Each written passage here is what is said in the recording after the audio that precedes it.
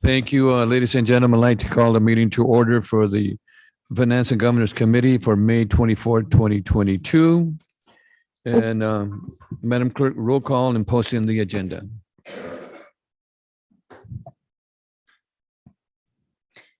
Member Turan? Here. Chair Zaragoza. Here. The agenda for this meeting was posted on City Hall Bulletin Board on May 17th, 2022. Thank you. And by the way, too, Councilwoman Basua is not going to join us because she's caught in her office with they'll have COVID and she couldn't get out. So she won't be able to join us this afternoon. Thank you. Our next item is public comments not in the agenda. And Madam Clerk, do we have any people that like to speak at this time? I don't have any on my list here. Mayor, we have one public speaker, Okay. Mr. Ronald Arruejo. Oh, I thought he was for, okay.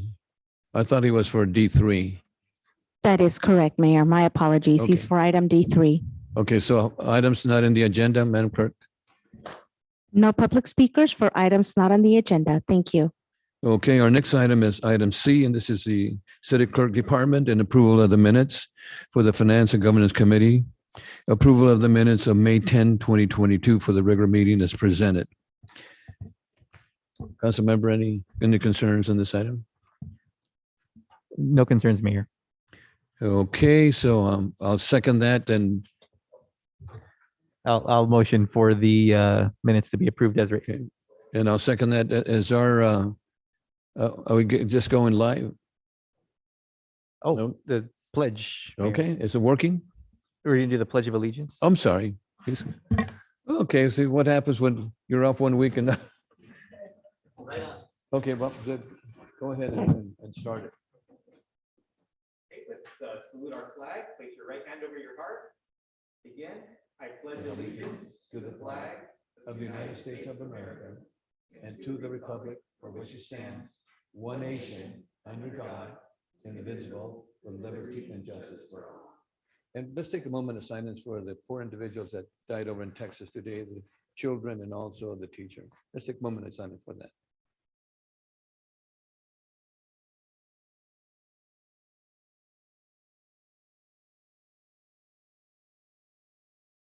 Thank you. Okay. Okay, now we can go to the consent item.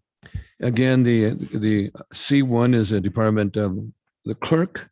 In this approval of the minutes, as the Finance and Governance Committee approve the minutes of May 10, 2022 regular meeting as presented.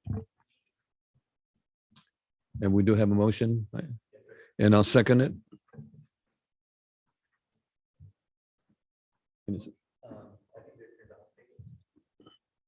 Okay, let me see, where am I?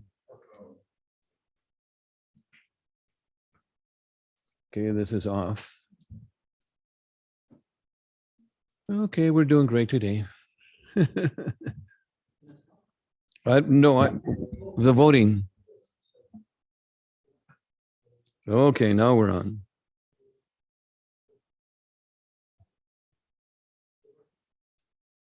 Okay. Am I on?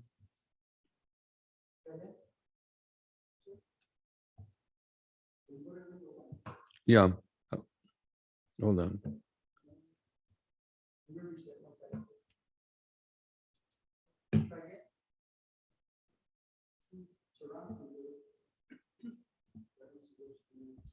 No.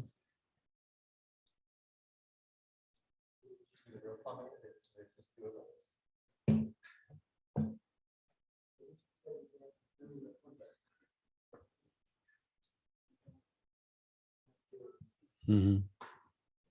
This is in Mercer. Well, come you gave me that one then. No wonder it couldn't.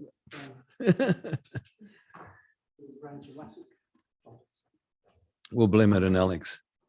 I'll tell you.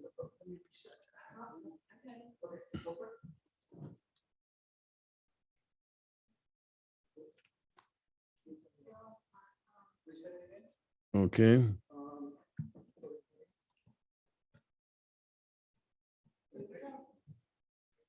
Okay, thank Motion you. passes 2-0. Thank you.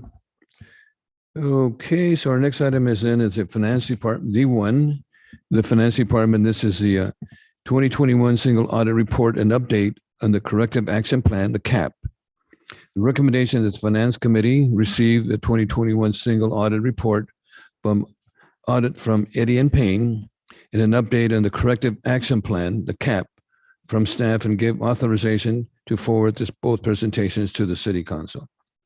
So Eddie and Payne, and of course, will be, this is going to be a live presentation.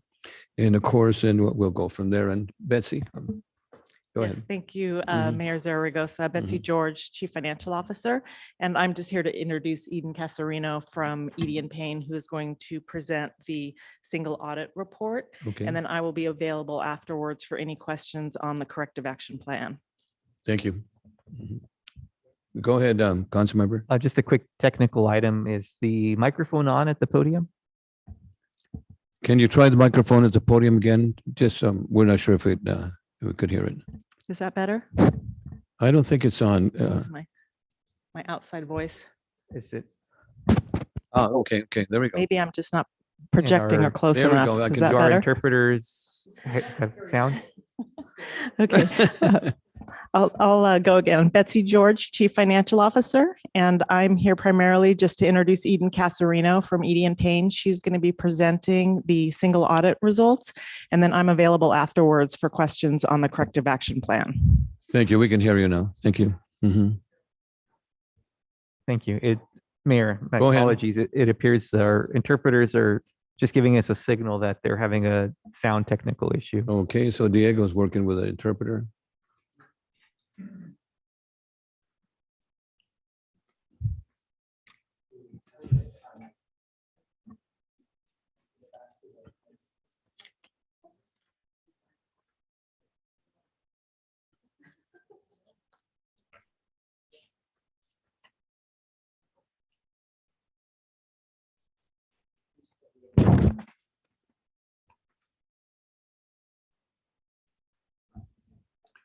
Okay.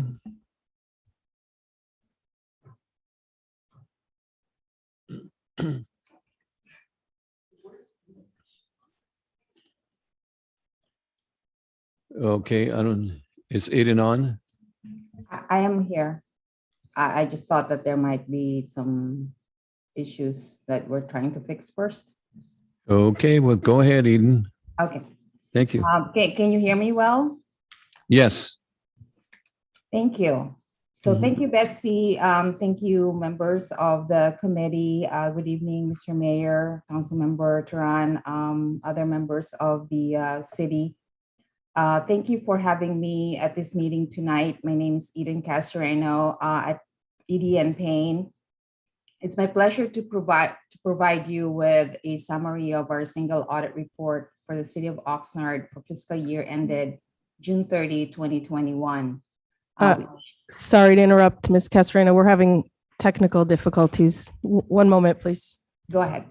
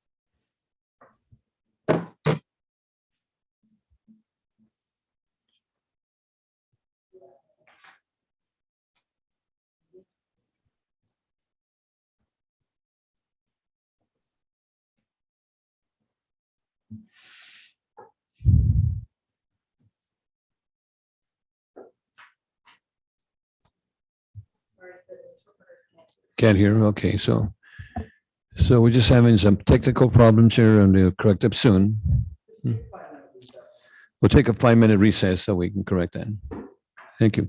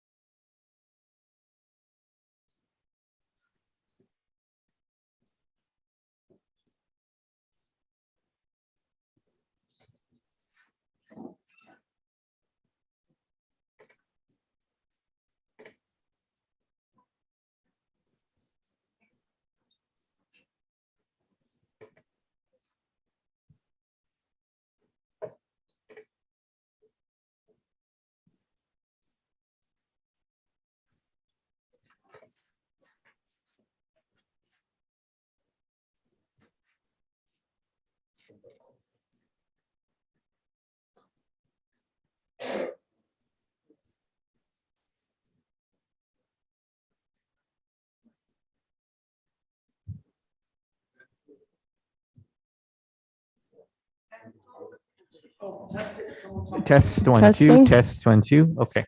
Testing, we're good? Okay. Okay, Eddie. So we can proceed?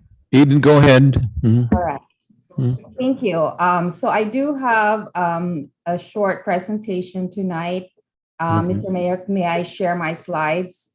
Okay, go ahead. Mhm.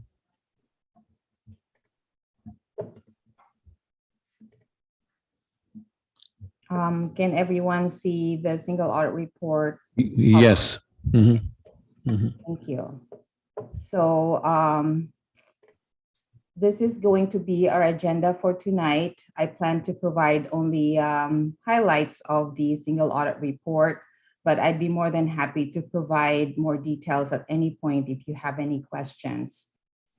So the single audit report consists of 4 different reports, really. The first one is the internal control report required by government auditing standards. There's a report on compliance for each major program, which is the federal program, a report on internal control over compliance for those major programs, and then a report on the schedule of expenditures of federal awards, or what we would call the CFA. So the first report is actually related to the financial statements audit. As you know, we consider the city's internal control over financial reporting when we plan and perform our financial statements audit. We do not express an opinion on internal control. However, when we find material weaknesses or significant deficiencies, we are required to report them to you. For this year, it's my pleasure to report to you that we did not identify any deficiencies in internal control that we consider to be material weaknesses. I think this is the 3rd year in a row that we did not find any material weaknesses. So congratulations to the finance department and the city's management, and to the audit committee as well. The last 3 reports that I listed here are related to the city's major federal programs. I'll go over the schedule of expenditure of federal awards first, and I have a slide for that. So we call this a CFA. There's a list, it's a list of all the federal grants that were received by the city or spent by the city. So a total of $6.56 million were spent and reported on the CFA. That's a total of 18 programs. And out of these 18 programs, we selected or identified 2 major programs, and those are the CDBG and the Emergency Solutions Grant. Both programs contain COVID-19 funds. So the $6.56 million of grants do not include the federal awards expended by the Oxnard Housing Authority. As I've noted before, the Oxnard Housing Authority is audited by another auditor. So I want to go back to this slide. I wanted to go back to this one because the other 2 here, the report on compliance for each major program and the report on internal control over compliance is I don't have a slide for those specifically, but in our report on compliance for each major program, we stated that in our opinion, the city complied in all material respects with the types of compliance requirements that have a direct and material effect on each of its major federal programs for the year ended June 30, 2021. So that means that the city complied, another clean opinion for the city, yay. However, we noted 2 findings of non-compliance that we also considered significant internal control deficiencies. One of those findings is a repeat of prior year finding, and another finding has not been resolved. So the total outstanding findings are actually now 3. So I wanted to go back there. So like I said, there's no material weaknesses identified this year. We have identified 1 new finding that's also a significant deficiency, and 2 prior year findings that are a repeat of prior year findings. So a total of 3 findings. So I'm not sure if you had a chance to take a look at the single audit report yet, but the new finding relate to findings actually that were reported by HUD during its monitoring of CDBG compliance for grants received in 2018 and 2019. They had reported 15 findings and 2 concerns. And I believe the city has already responded to this and are continuing a corrective action plan. The prior year findings consist of the first one being the indirect cost allocation. The uniform guidance allows recipients of federal awards to charge indirect costs of federal programs.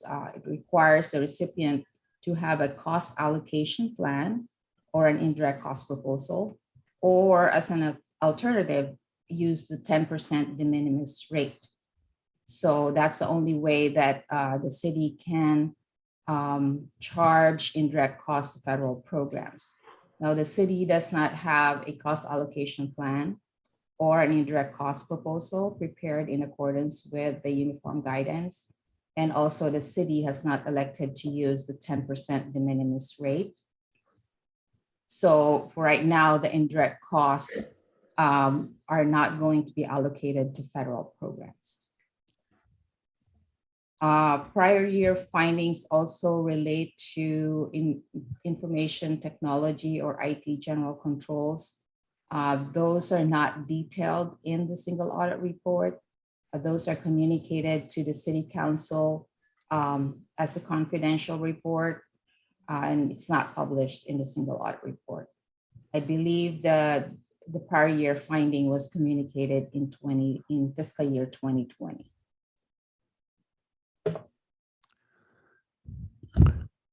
That is all I have. If you have any questions.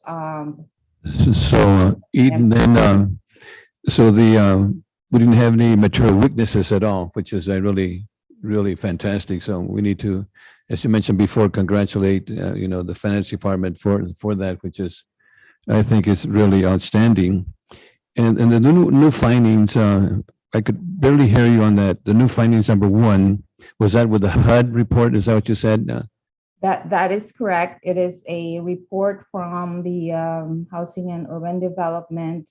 They did a monitoring procedure for CDBG, and they do that periodically. And they chose two programs related to 2018 and 2019 program years. Okay. And they found a few that they thought were non-compliance.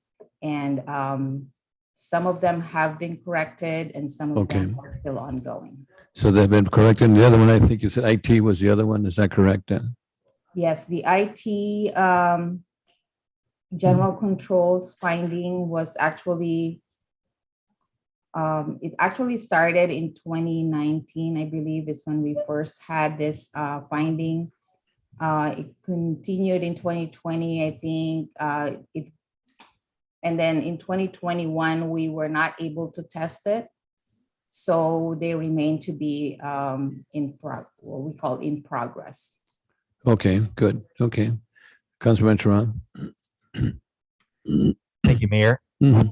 And thank you, Eden, for the presentation. Just to remind the general public, can you just briefly explain the difference between a significant deficiency and a material weakness? Thank you for that question. So a material weakness is a weakness in internal control, deficiency in internal control, where it is probable to have a non-compliance or a material misstatement in the financial statements of the city or the compliance with federal programs. So when we say material weakness, it's a huge matter. So it is something that we would like to right away make a correction. A significant deficiency is also important, but it's not as big as a material weakness in terms of effect and severity. Thank you very much for that. And I believe it was mentioned in the presentation by staff, but historically, the city was in a position where they had far more findings in the past.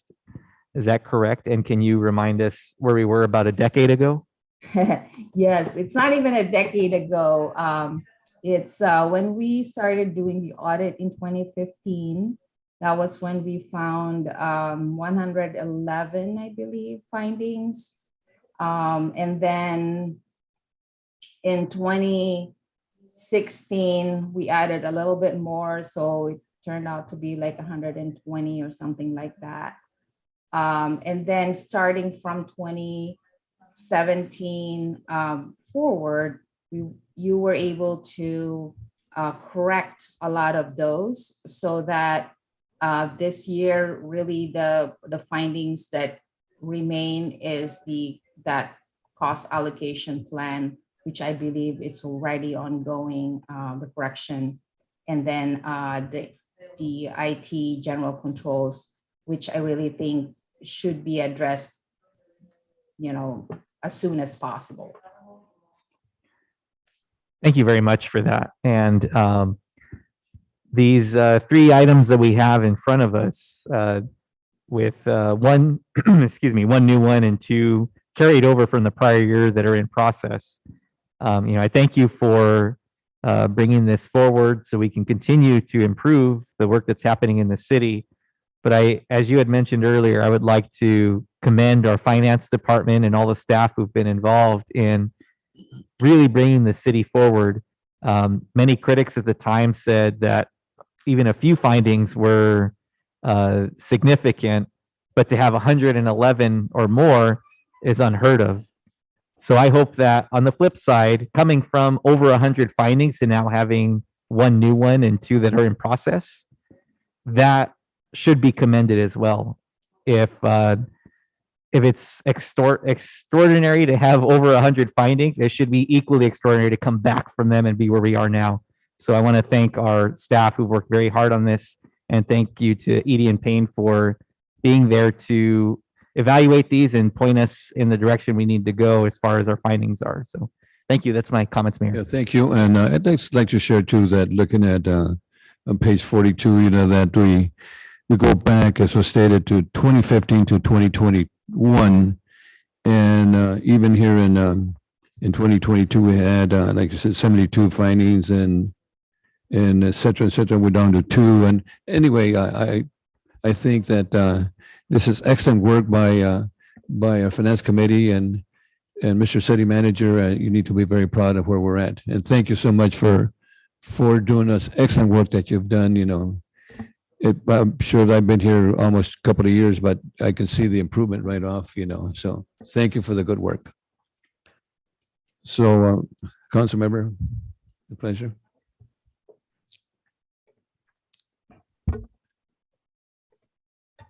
I will move the recommended action. And I'll second that. And this is to send it to the City Council. Please vote.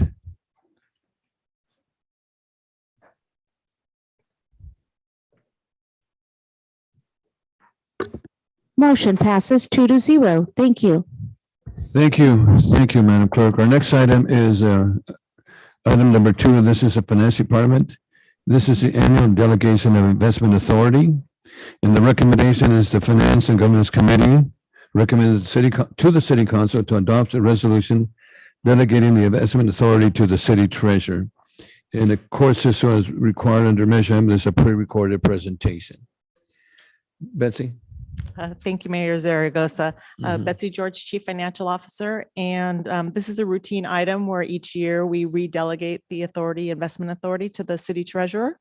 And I'm available for questions if there are any. Any questions? Make a motion to approve this item. Second. Okay, please vote. Okay,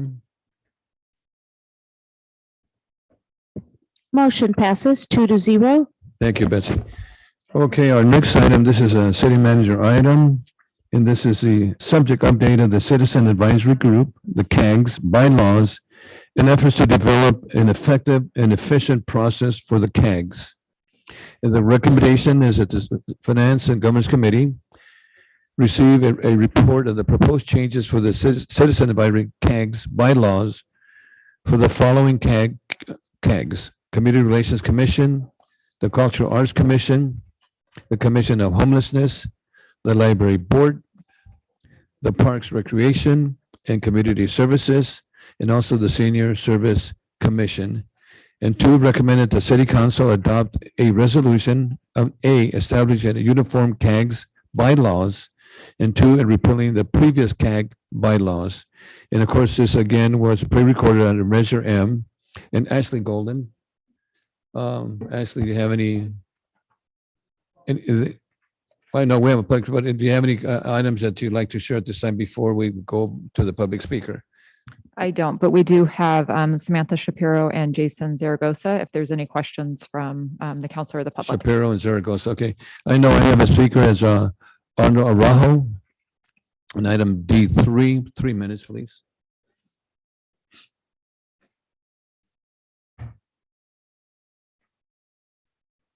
Ronald, are you on? Good evening. Can you hear me? Yes, Commissioner Arejo, Yes. please go ahead. You have 3 minutes to speak. Thank you, City Clerk. Good evening, Mayor Zaragoza and Councilmember Turan. My name is Ronald Araujo, and while I'm not speaking for the Planning Commission, I'm speaking because I'm on the Planning Commission and had fairly recent actions on revising and revising the Commission's bylaws. I'm glad that there is a revision being conducted on the CAGs Revisions, a good rule of thumb are that revisions in organizations that meet at least once quarterly is to revise their bylaws approximately every 5 years, giving enough time for the members to get used to the procedures, but not too long that the members get too used to them and complacent and are still able to be comfortable enough to propose changes to better function going forward. Hopefully in the future, a more bottom-up approach for revising the bylaws can be implemented in a fashion similar to how the Planning Commission's appointment of a subcommittee specifically for bylaws revision, or even some other method to have the members of the CAGs more fully discuss the bylaws. For the time being, this appears to be going in the right directions to both simplify and clarify the processes for the CAG.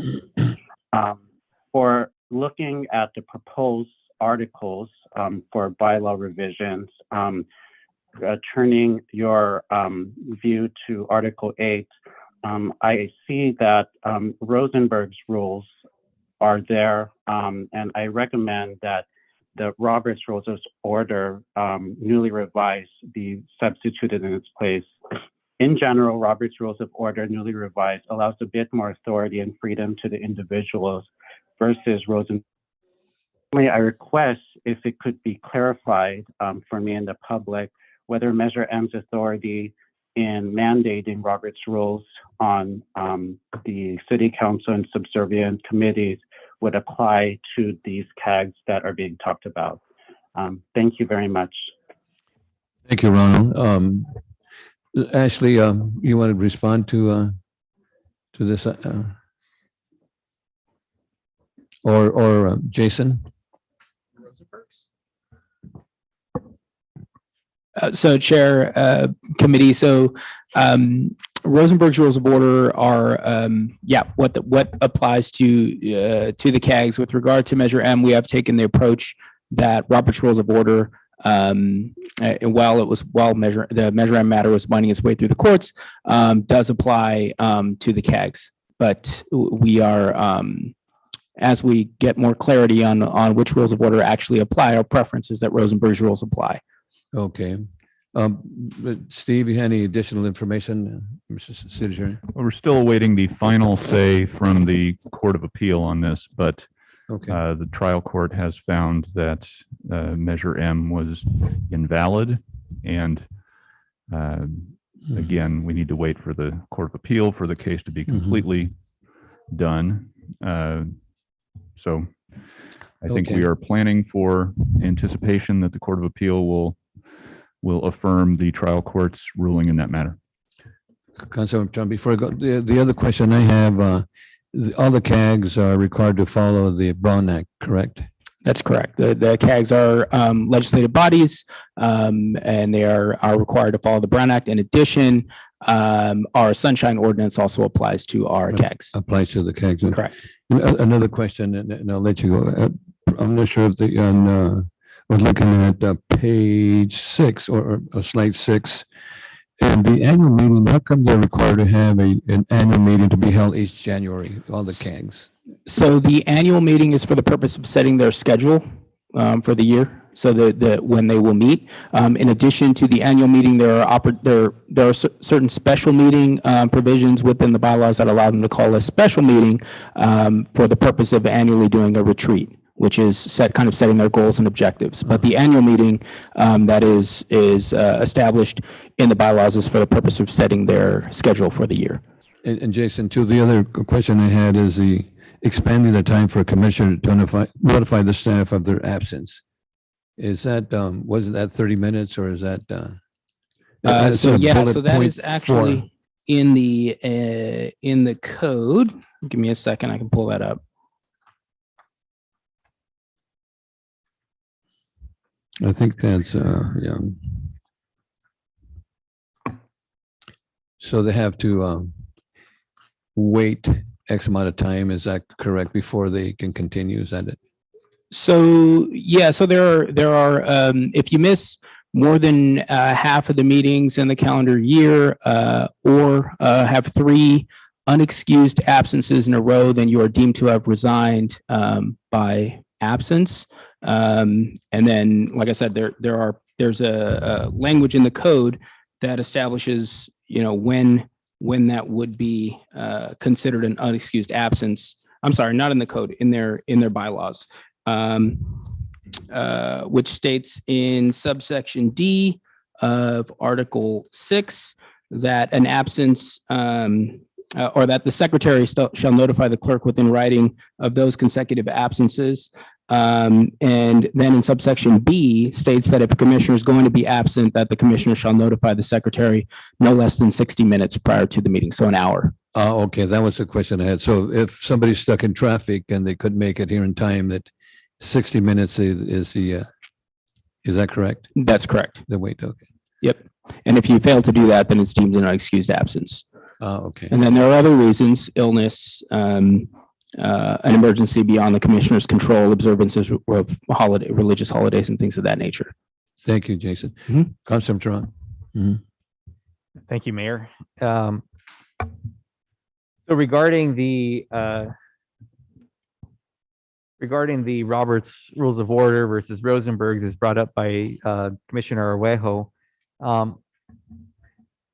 I know it was stated that the trial court has found that Measure M was invalidated. It's now an appeal. And during this appeal process, we're still adhering to Measure M as far as pre-recording and publishing videos, a minimum 3 minutes for people, etc. What are the implications here of us sending this forward to council for adoption of a resolution that also requires, now that the CAGs will use Rosenberg's, even though we've determined that they are a legislative body and would be bound to Measure M? Did I hear that incorrectly, or is that where we are? I think Steve, City Attorney. Well, if the Court of Appeal says the opposite, then we will bring back a revision to this ordinance or this resolution. Okay. And my apologies on this. I'm hoping you'll indulge me, but can you share with us the reasoning just briefly about Rosenberg's versus Roberts rules for the CAGs? Sure. So I think we've stated in the past when the recommendation was to go by Rosenberg Rules of Order as opposed to Roberts with regard to the council and other and our other legislative bodies. Yeah, it was sort of that Rosenberg's is a simple, more streamlined process for running meetings, whereas Roberts has traditionally been used for larger legislative bodies. Oh. Okay, perhaps those visuals that the city attorney has, would you mind holding those, Mr. Zaragoza? Sure. The camera? You know, those are, what about, Let's say you could give them to Jim. There, how now many you're on pages camera. compared to how many pages? There you go. All right, Diego, back to me. There we go. All right. This is So this is Roberts. This is Rosenberg's. Okay, what a difference. Thank you for that. I appreciate it. Last question around this, because I would imagine some folks might ask it, and I think it's worth elaborating on. We have the different CAGs that were listed there. Can we explain why the Measure O Oversight Committee and the INCO are not part of this effort of aligning all of the CAGs bylaws? Sure. So the bylaws of these commissions specifically are these are the ones that are also enumerated in the city code as citizen advisory groups, which are appointed by the council, on a by district in order to make recommendations to the council. The other commissions or the committee, the Measure O Oversight Committee, for example, DDRC, Mobile Home Rent Review Board, INCO, those are either oversight boards or boards that serve different functions that are a little bit different from what these CAGs do. So we kind of separated it out by recommending, bodies to making recommendations to the council versus something like an oversight board or a planning commission, which actually does take action on their own without recommendations to council, in addition to making recommendations to council, or something like the DDRC, which there are specialized requirements to serve on that board. They're not done by district, et cetera. So we separated these commissions out from those. Okay. We think they're distinct. Thank you. And I think another example, you'd mentioned the mobile home rent review board. I believe that one is, there's a statute, state statute that we have to have that in place, correct? That's correct. Okay. All right, those answer my questions. Thank you very much. Jason, what is the difference between the bylaws of the CAGs and also the powers and duties of the CAGs? So the powers and duties are codified in the Oxnard City Code. Before this process, or still now until if and when this gets adopted, each of the commissions had their own bylaws, which were largely the same, but they were a little bit different. So throughout the years, those had been tweaked on an individual basis. If one of the CAGs, for example, wanted to have a different process for setting the agenda, then they said that the chairperson shall set the agenda, something like that. Or some of the bylaws had said that, they had differences in excused absences. They'd been tweaked throughout the years, and so they were different. So you had the Commission on Homelessness had, I think, 3 revisions to their bylaws. The Parks and Rec Commission, probably when you were on it, Committee Member Turan had undergone a bylaws revision. So they were all different. And so this is one way to kind of make them uniform and then have their powers and duties codified in the code. And follow the city code and Yeah. so forth. I think this is great because I think, that everybody's on the same page. And my understanding that this started back in 2019 when then the pandemic hit and that was kind of set aside for a while. But then my understanding is that most of the chairs agreed on the bylaws, and there was a lot of revisions, which is good because they all had a say-so in it, which I think is good. And I'm sure we're going to continue work on these items in the future. But good work, by the way, too. I wanted to acknowledge obviously Ashley and then Samantha in the city manager's office, and then Chelsea Ballard as well, deputy city attorney with our office who worked on this. Thank you, Samantha, Ashley, and Chelsea. Oh, Chelsea, thank you. Yep. Okay, so I'll make a motion to approve this item. I'll second. Okay, let's vote.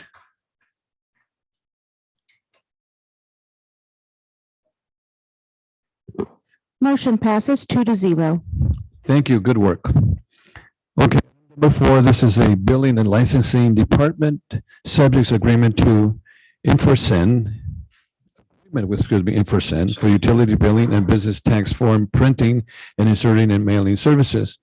The recommendation of the Finance and Government Committee recommend that the City Council approve and authorize the mayor to execute a 3-year agreement with Infosend Incorporated for utility billing and business tax form printing and inserting and mailing services in the amount not to exceed $996,534 to commence July 1, 2022 through June 30, 2025.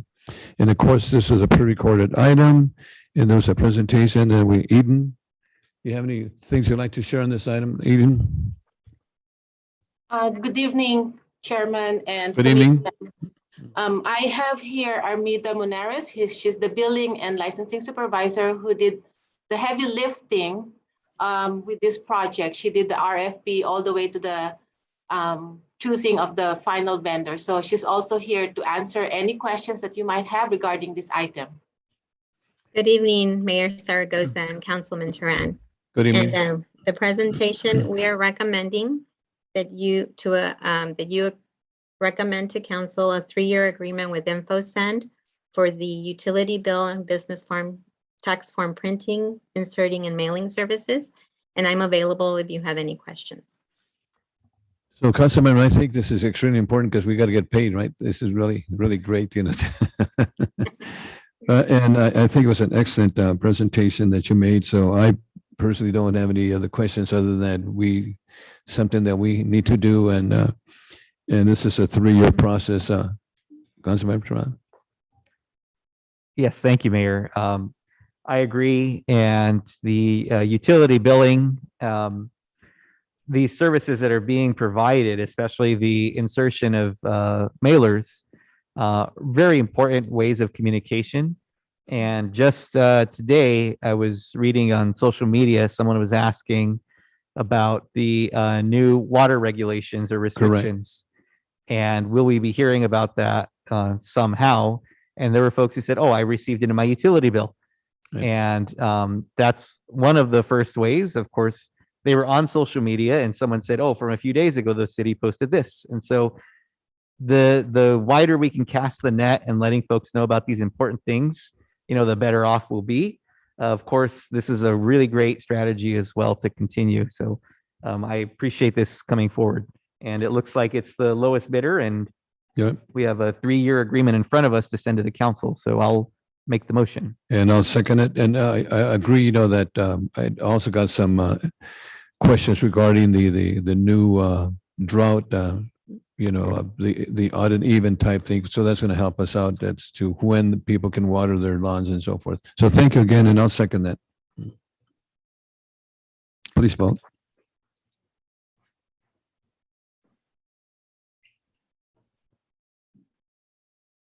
Motion passes 2-0. Okay, thank you. Item number 5, this is a finance department again. This is increase of $100,000 to the not to exceed NET, of course, amount for Amazon Business. The recommendations of the Finance and Governance Committee recommends the City Council ratify the city's not to exceed limit for Amazon Business by adding $100,000 for a new total of $300,000 for the continued purchase of products through June 30, 22. And this item again was pre-recorded per Measure M. And Betsy, any additional information for us? Yes, and also we have Jennifer Yates here, our new purchasing manager, is available for any questions you have. Councilman Turan? Thank you, Mayor. Thank you for bringing this item forward. This is one that did catch my attention, and dug into the staff report on it, and I just have a couple questions on it in this coming before us.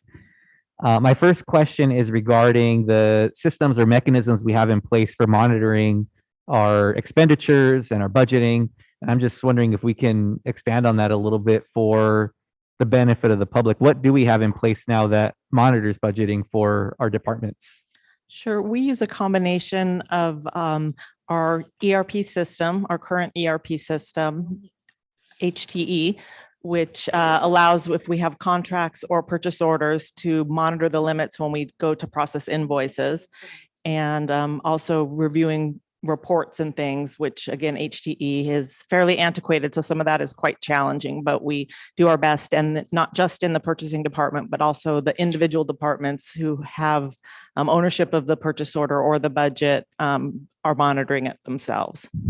Okay. And when you say that the system itself is older or antiquated, how long have we had this system in place? I think 1995 or 1993. No. Yeah. So it's That was the upgrade in 1993? so 30 years. You wouldn't have been born yet. Yes, it's a green screen with the function keys, and you can't use a mouse to navigate around it. Okay. And I think some folks, I think that's a great visual for people who may recall or have seen in throwback movies or recall going to the DMV 20 years ago. It's a black screen with green text on it. That's all it is, right? And it's a keyboard to go through. There's not even a mouse. So that being said, it sounds like in anticipation of the replacement ERP system that we bring up fairly regularly in this meeting and in council meetings, how will that improve over what we have now in monitoring for expenditures like this? We'll have much better access to reporting to monitor vendor spend, annual vendor spend. It'll be hopefully as simple as pushing a button to get a report and looking at vendor spend, and we can monitor it monthly or quarterly. In purchasing, we plan to be proactive and have those reports and meet with individual departments to review where they're at with their purchase orders, knowing, maybe half the year is gone, but you've spent 75% of what the limit was. And so looking at, are you going to need more money, or was this the original plan timing of spending it earlier in the year rather than later? So we'd be having those types of conversations. Good. Okay, thank you. I appreciate that. And I know just from my day job and having to monitor budgeting, I have a spreadsheet, and I add expenditures to it, and it tracks it, and it takes from my bottom line, and it's that's nothing compared to hundreds of millions of dollars that we're dealing with the city of Oxnard. But to know that we're still working on a system that is older than I think the average age of our residents here in the city of Oxnard, I'm glad to hear that we're working on replacing that, and that has been a work in progress. Last question is, this year's overage that we're having in front of us, how does that compare to previous years of spending, previous fiscal years? It's pretty much on par with previous years. We've spent around $250,000. We went back to 2018-19 fiscal year and had spent around that same amount each of the 4 years. I think a little bit more in 2019-20 when we had quite a bit of COVID-related safety purchases during the second half of that year as the pandemic hit. Okay. Thank you for that. So that being said, I know that's not part of the recommendation tonight for this item, but I'm hoping that as we go into the new fiscal year, perhaps that's what we look at. If we've spent on average around $250,000, perhaps the not to exceed amount for this particular contract needs to be evaluated. So that may be the new baseline moving forward. But I appreciate the transparency on this. Yeah, thank you. And that's something that Miss Yates is doing in her short time. I think you've been here for 6 weeks now. And she's already started looking at our vendors and determining what spend levels are going to be recommended and brought forward to this committee and then to council for the 22-23 fiscal year, and making sure that at the beginning of the year, we set up the appropriate amount that we believe will carry us throughout the year. Okay, thank you. And I did say that was my last question, but one actual last question just came to me.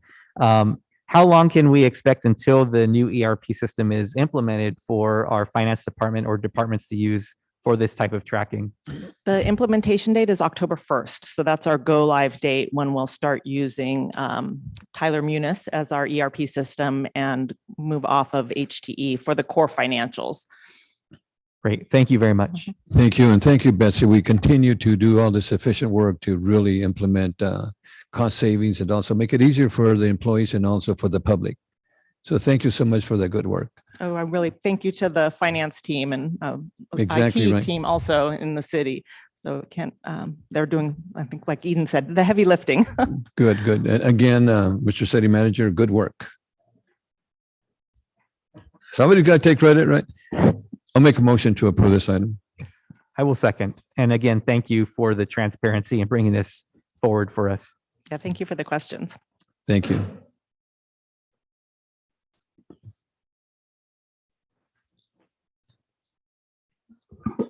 Motion passes 2-0.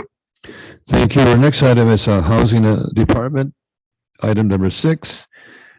This is a Housing Authority Low Rent Public Housing and Housing Choice Voucher Program and budget for fiscal year 2022-23.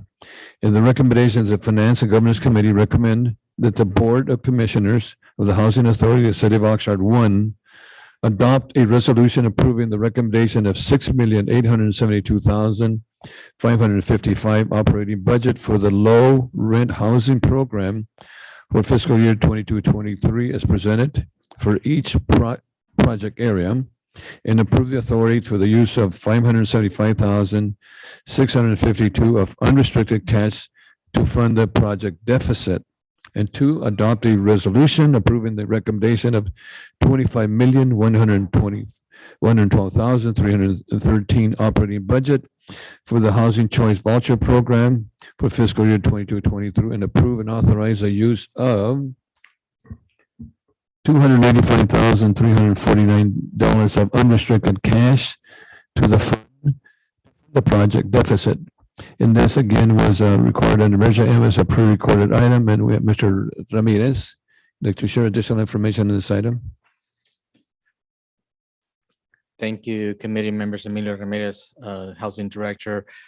As you mentioned, there was a recorded video. I just wanted to point out that the 2 budgets, in this case, public housing and Section 8, do have a budget deficit that is indicative of a structural formula that Congress appropriates every year. And in every year, they change the pro rata amount that they allocate to public housing authorities depending on their need. During the Biden administration, that amount is increasing. It went to as low as 80% of the actual need during the Trump administration. So it produces a gap as you're seeing.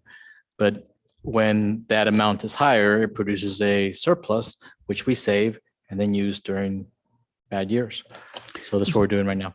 So Emilio, all the deficits for the different programs, does that happen every year or how do we make up the difference in the future?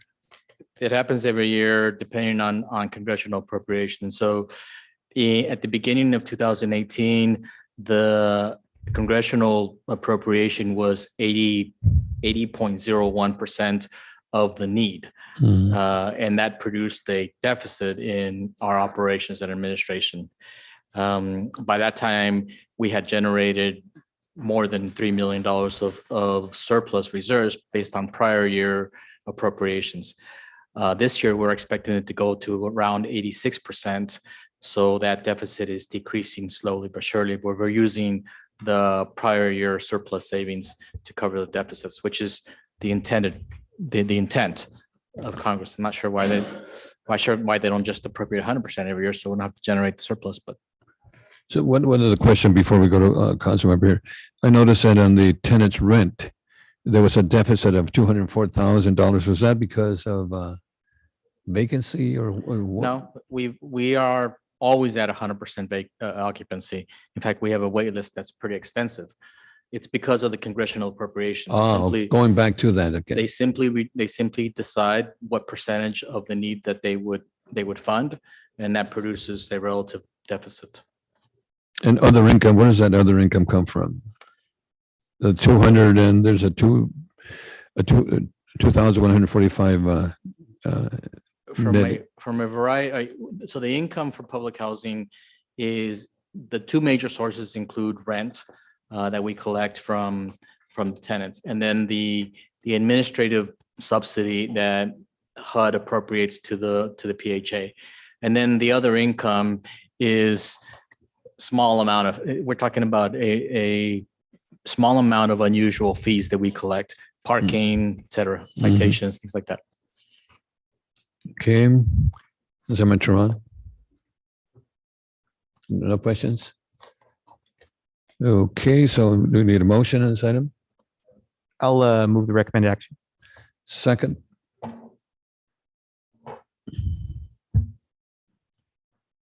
Okay. Motion passes 2-0. Okay, our next item is item number 7, housing department again, the Housing Authority Investment Policy.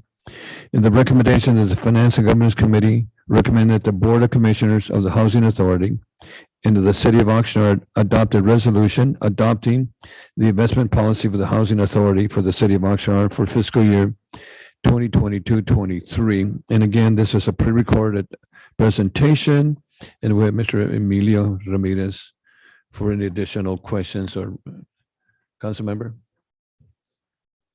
None? Oh boy, you got that easy on this item. Thank you.